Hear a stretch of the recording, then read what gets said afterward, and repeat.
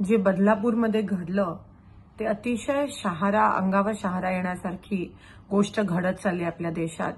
4 वर्षांच्या मुलींवर जर ह्या प्रकारचा अत्याचार होत असेल तर एक समाज म्हणून आपल्याला मान खाली करण्याची वेळ आली आहे। वारंवार गेले काही दिवसापासून डॉक्टर महिलेवर, आज लहान मुलींवर, म्हणजे महिलांनी कामावर जावं नाही, पालकांनी लहान मुलींना शाळेत पाठवावं नाही, जायचं तरी कुठे। आज आपलं पुरोगामी महाराष्ट्रात जर असं घडत असेल त्याची नोंद कोणी घेत नाहीये। FIR दाखल करायला एवढा वेळ लावला जातो, 4 दिवस लागतात कॉग्निझन्स घ्यायला।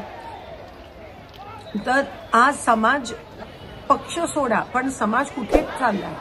आणि मला एक सांगा, जेव्हा गुजरात सारख्या ठिकाणी जेव्हा काही रेपिस्ट ज्यांनी महिलांवर बलात्कार केलाय, जेव्हा त्यांना हार तुरे घालून त्यांचं स्वागत केलं जातो, त्यांची पदयात्रा काढली जाते, तर ह्याचा परिणाम समाजात काय होताना दिसेल?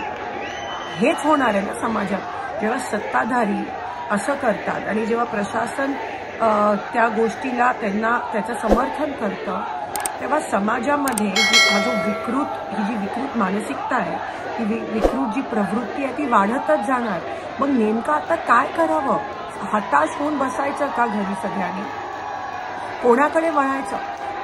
समाजाने ठोस भूमिका, आता समाजाने सगळं हातात घेण्याची वेळ आली आहे का?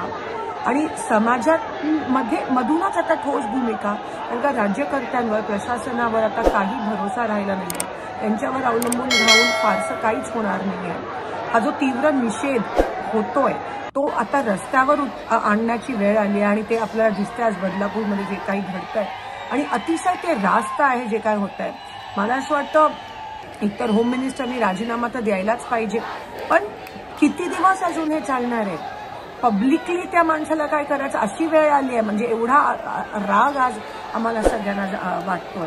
आणि फास्ट ट्रॅक कोर्ट्स लवकर होऊन जेव्हा नोंदच होत नाहीये तेव्हा ही मानसिकता, अशी विकृत मानसिकता वाढतच जाणार आहे, कारण का वरून समर्थन मिळतंय। मग नेमकं करावं तरी काय? महिलांनी जायचं तरी कुठे?